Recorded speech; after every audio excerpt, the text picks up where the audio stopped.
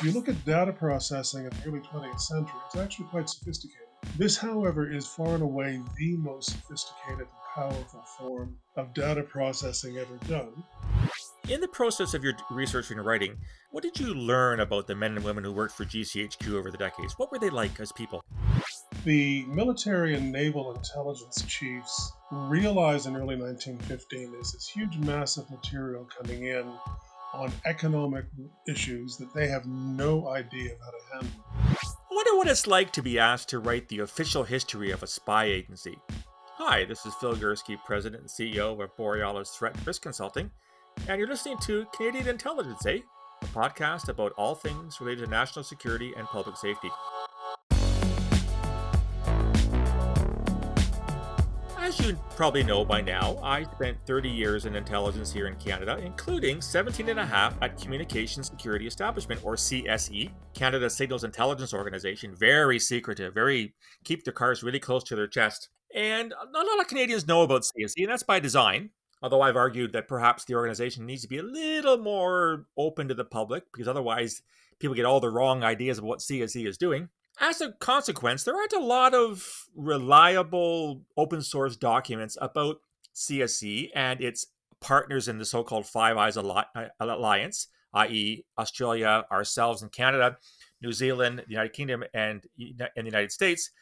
The British counterpart of CSE, of course, is called GCHQ, Government Communications Headquarters, which I know very, very well, having been there on many occasions. And it turns out that GCHQ decided to write an official history. And, believe it or not, they engaged a Canadian professor of history to do so.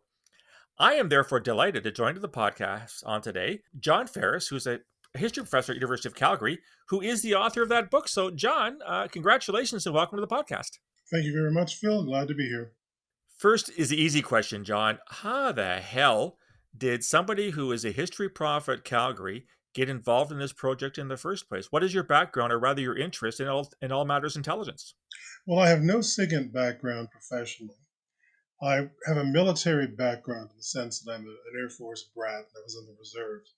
But my knowledge of intelligence, and SIGINT in particular, is purely academic. Back in the late 1970s, when I was doing my PhD dissertation, which was on British foreign and strategic policy after the First World War, I kept running across material from and material on Government Code and Cipher School, which is the forerunner of modern GCHQ. The thing was, this material wasn't supposed to be in the archives. I happened to run across a period where they hadn't weeded it very well. But when I showed the material I was finding to people, they told me I couldn't be seeing what I was seeing. And that really, at a certain stage, sparked me into saying, well, I'll show you there's more material here than you know. And while I was continuing to write my dissertation, I started to increasingly focus on finding more material on British SIGINT. Now, from that moment on, I'd say by the mid-1980s, I started to write about British SIGINT. I found enough material that I could say useful things that were true, although not the whole story. And as time went by, I built a reputation in the British and American SIGINT communities. By the early 1990s, I was quite well known among the people who cared about history in those areas. And the end result was that in 2008, I was the first and so far only non-American who was asked to be the historical cryptologic scholar in residence at NSA. And then later on, GCHQ offered me this gig. And so the end result is that I built up a reputation that I knew the technical background, and that beyond that, I knew how to answer the so what question, which is, all right, you've got this material, what do you do with it? What can you do with it? And so from that point of view, I just demonstrated that I knew what I was doing. And frankly, there are very few people working at SIGINT. And so GCHQ hired me because from their perspective, I met their needs more than anyone else they could find. So you're basically the right guy at the right time, given your Yes. your interest as a historian and the fact that you worked in the area for as long as you did. Exactly. I have to say that when I started out, there were two or three people. The best of whom, of course, was Brad Smith, now departed. But Brad was a very good friend of mine and, of course, did marvelous work on Ultra. But I think I've been working in the field longer than anyone else. And I'd built up a body of writing that made my bones on the technical side. I showed that I knew how crypto worked. But beyond that, I showed that you could actually apply it to documents about policy and explain how the intelligence affected policy. I find this fascinating that somebody, by your own admission, you never actually worked in SIGINT, were able to understand what was happening. Now, I spent 17 and a half years there. I kind of knew how complicated things were. Did you find the material, John, that you had access to in the archives? And you've said some of it shouldn't have been there. It was a little bit too sensitive. There was enough there for you to be able to understand this very arcane, very specialized knowledge? What I would say is that because I had a very broad background in British policy, that meant that, for example, I could work out the finances for the government code in Cipher School. I could identify exactly who worked there. I could name a lot of them. I could show how they worked, how they were structured, what their targets were, and how the material was used. Then I went back to the First World War and actually did something which no one had ever done. I demonstrated how the British military, the army, built a SIGINT capability in the First World War. And then I demonstrated things that we think are very modern, in fact, emerged at the birth of SIGINT. So bulk collection is actually practiced by the British from 1915. In the course of the First World War, Oh, the British intercept this is a literal statement, about 1 billion letters, cables, and wireless messages that are simply crossing the Atlantic. But even more important than that, they're able to weed it out so that they can make effective use of it. So the blockade essentially works on the basis. Sorry about the dogs. The blockade works essentially on that's the okay. basis of this kind of material. Traffic analysis is created by the British in early 1915. And I think actually they are the first persons to do it. If not, it's a matter of simultaneous discovery. And so if you think about, today SIGINT essentially works on traffic analysis and bulk collection. Well, the Brits are Mhm. doing that like 9 months after the modern age of SIGINT starts. I find that fascinating, John, because as in the latter half of my career at CSC, this is dating in the late 1990s, I was actually the head of collection and data processing. And I remember back then, my head for data flow was saying, we're drinking from a fire hose. And this was with all the technology and computers Yeah. in the late 1990s. How in God's name did the Brits achieve this in 1915 with the technology available at the time? Well, essentially, it's odd how it happens. As far as dealing with the 1 billion communications, the military and naval intelligence chiefs realized in early 1915 there's this huge mass of material coming in on economic issues that they have no idea of how to handle. And what they do is turn to a pair of academics, an economist and an historian, who the military and naval intelligence chiefs know and say, "Can you solve the problem?" And so these two guys create a civilian organization based almost entirely on academics, charged with figuring out how to make sense of all of this material in international trade and linking it to the legal procedures by which blockade works. I don't want to get into huge detail, but in fact, blockade essentially is run through intelligence officers, diplomats, and lawyers because the naval side of blockade is quite easy to handle. And these guys, the two people involved, are brilliant. They're among the leading data processors in the world. And they essentially say, well, how are we going to handle this massive material? And they define simple procedures whereby, for example, the stuff that comes in, you try to weed as much of it as you can. In other words, material that clearly has no intelligence value, you simply put in boxes. Material which doesn't have intelligence value, you index. You create these massive indexes and you update them every month. Basically, by say the beginning of 1916, they're putting out a bookshelf size index every month, which will guide you to every intercept they've got. And they're organized by, say, names or ship names or firm names, which means quite literally, if you want to know about a business that might be involved in the blockade, the index will tell you exactly which messages are refer to these people. And in some cases, what the index will do is actually tell you what is in each message. So it's an astounding feat of data processing. But if you look at data processing in the early 20th century, it's actually quite sophisticated. This, however, is far and away the most sophisticated and powerful form of data processing ever done.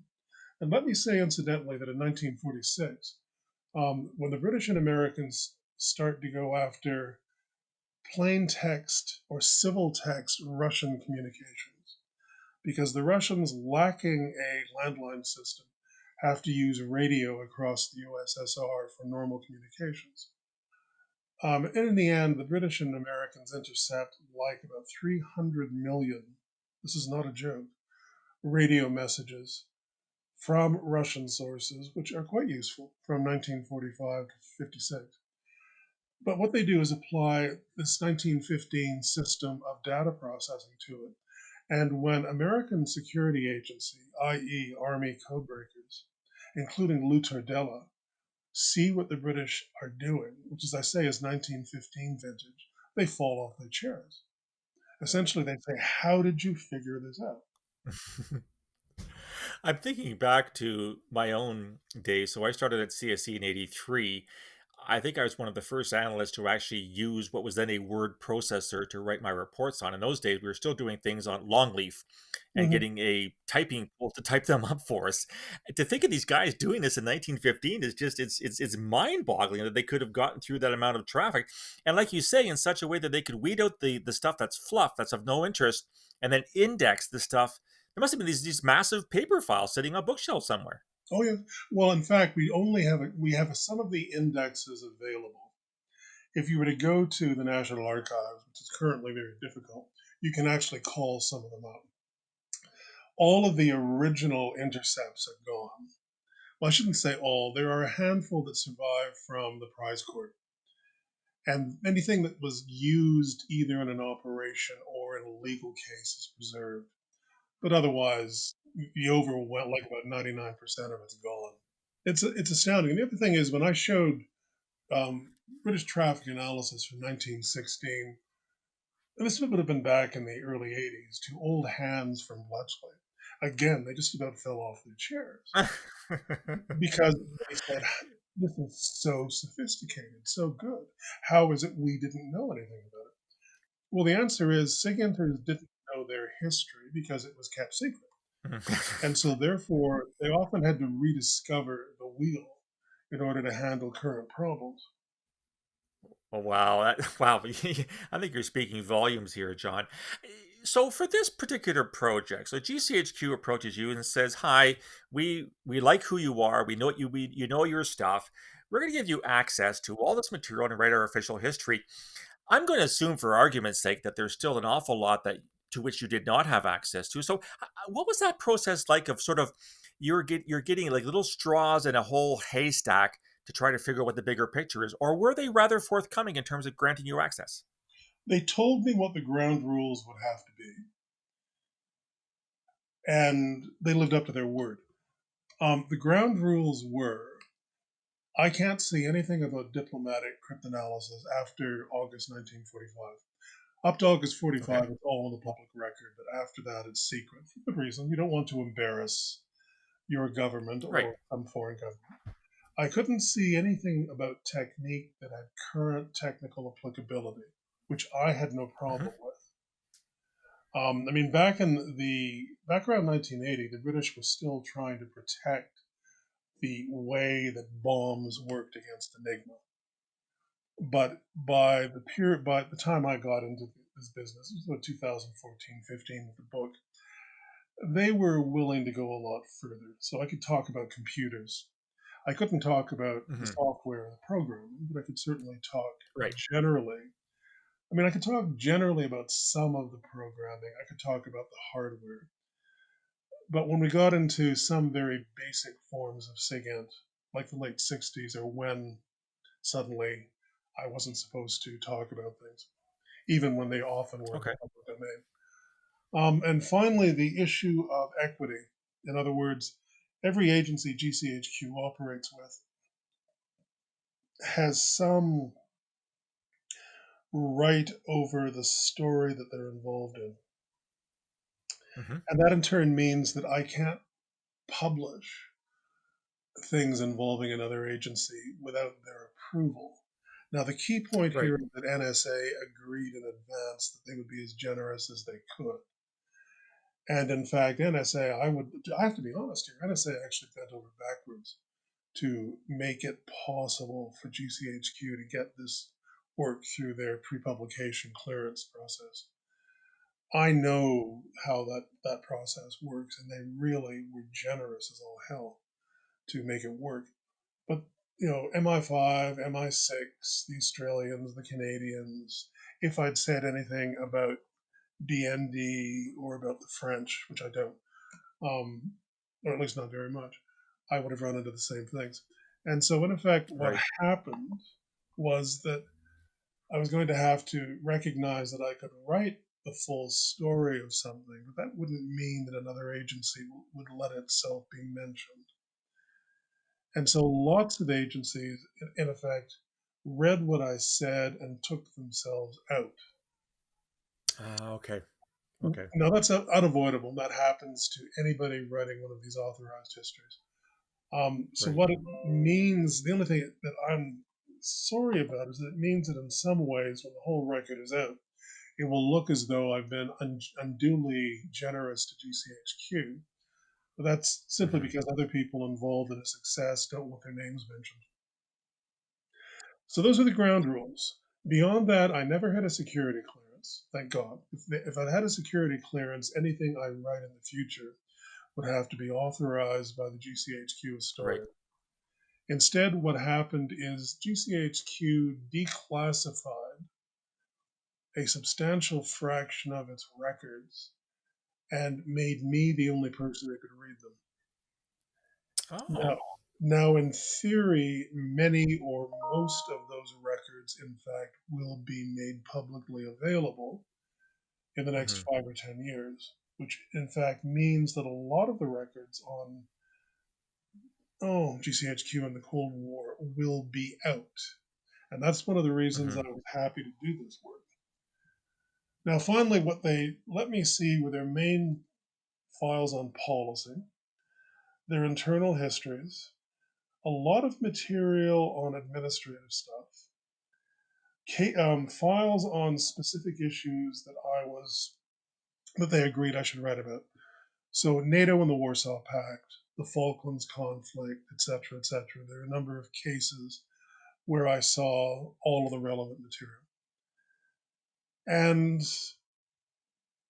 I was allowed to interview most of the directors who still survive, and they were amazingly forthcoming. And in fact, I could not use most of what they said to me, but that's the way it goes. And having said that, I can tell you there's a huge amount I don't know. I never saw, I mean, I never saw anything, for example, on Venona from the British side. Hmm. I didn't ask. I didn't really care that much. I know for a fact that there are lots of technical issues where I wasn't allowed to see things even when I knew about them. And again, I accepted that as being the normal process. I didn't actually get to see these documents myself until they went through a research assistant, a man named James Bruce, Jock Bruce, a good friend of mine, who I knew and trusted. I'd worked with him. He's an ex GCHQ guy, and they trusted him. And so that meant that Jock would go through the files and he would redact anything that he didn't think I should be Hmm. seeing. But I'd signed the Official Secrets Act, which meant that if I saw anything I shouldn't talk about, I can't talk about it. And I'm now learning what it is like to have a security classification in the sense that when somebody asks me a question, I literally sometimes have to sit back and say, what is it that I can't say here? Which is Welcome to the obviously club, fine. John. Oh, I know. It's a very interesting experience. And also hearing people say things that you know are wrong and not really being able to say to them, well, maybe you should rethink that. Even given all the caveats and the restrictions, John, I'm thinking back to these two guys back in 1915. You still must have had access to one heck of a lot of material. Okay, it was being vetted by your research assistant, but how did you manage to get through all that material? How long did it take you? Well, they bought out my time completely from the University of Calgary for 3 years. And in fact, it worked out to really be 4 years of research and writing. I had done most of the research I needed on things up to 1945. So, in effect, I gave the history material that I've been planning to use anyway for myself. Then I faced what I have to say is both the most exhilarating and intimidating part of my entire academic career, in the sense that when I started to go through this material, I was learning about things that I knew nothing about because no one else knew anything about it.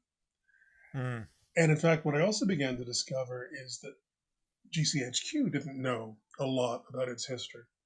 This is also true of NSA and I'm sure CSE too. The problem about having secrecy govern how you operate, the need to know govern how you operate, means that there isn't a broad basis of historical knowledge for people. And so, actually, one of the audiences I had in mind for the book were ex SIGINTers or current SIGINTers or SIGINTers to be, all of whom could sit down and see broadly what their agency had done throughout its history. So that was exhilarating, but it was horrifying as well in the sense that I really had to learn things that in many cases I knew nothing about. I had to figure out the technical reasons why certain things were possible and others weren't.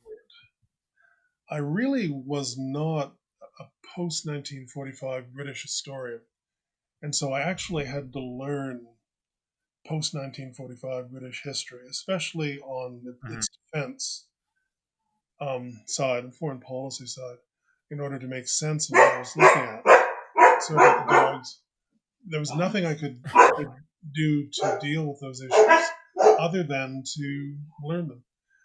And so that took a lot of time. Now I could talk to the only people I could talk to about these issues were my research assistant, the GCHQ historian, and other SIGINTers whom I knew personally. But if I was dealing with people I knew personally, I still had to be cautious in what I asked, in the sense that I Mhm. couldn't be sure what they knew and what I didn't know. So it was a complicated issue. In the end, I did, I think, well. I'm happy with what I did. And now that I'm a year away from having written it, I look back at it and I think, okay, pretty well, pretty good. But a lot of it's very technical and dry. And Mhm. although it's come out in Bloomsbury and it's selling very well, nonetheless, I know that a lot of my audience will find some of my sections impenetrable. So, for example, I sat down and tried to talk about how codes were made and broken in the 1920s and 30s. And I tried to take it down to a point where somebody who was interested and willing to spend the time could actually understand how that worked. But I do not expect the bulk of my audience to read that. I had to go into a lot of basic administrative detail because, unfortunately, as this was the first history of the topic, unavoidably I had to deal with it from the perspective of an administrative historian, which I know is dead boring. So, although a lot of the book is interesting and exciting, and did my very best to make it readable, and although I picked a lot of individual people and spent time talking about them, because the people are the thing that really sells the book, and to some degree sells GCHQ. Nonetheless, to any reader who says to themselves, do I really want to finish this section? I would say if you don't feel like finishing it, don't. Just go on to the next one. I can't say I'm surprised, John. There certainly were many aspects of my career that one would call administrivia at best, and that were not exciting at all. I'm going to pick up on something you just said. You talked to a variety of people in the process of your research and writing. What did you learn about the men and women who worked for GCHQ over the decades? What were they like as people? The first thing is that they're all part of a team of teams. Essentially, SIGINT works, and it emerges this way by the beginning of 1915, by combining lots of different people, collectors, people who are able to collect the traffic, data processors. You need really skilled data processors. And until you have automated, computerized systems, you need lots of people simply to be filing clerks. You need intelligence analysts. And although, often the theologians of intelligence say that SIGINTers should not be doing intelligence analysis, that's simply crap. You cannot process SIGINT without doing intelligence analysis. So you need a whole bunch of different people, and they vary time to time. So let's say in 1990, if you look at GCHQ, the two largest occupational groups are the radio grades, the people who are listening to high frequency radio traffic, primarily almost exclusively male. And then you Hmm. also have people who are doing clerical work, data processing, overwhelmingly female. The people who do intelligence work, which is the core of GCHQ, whether it's J, which is handling the Warsaw Pact, or Hmm. K, which is handling the rest of the world. You have Hmm. really bright, skilled people in teams, men and women. Interestingly, very few of these people are university graduates.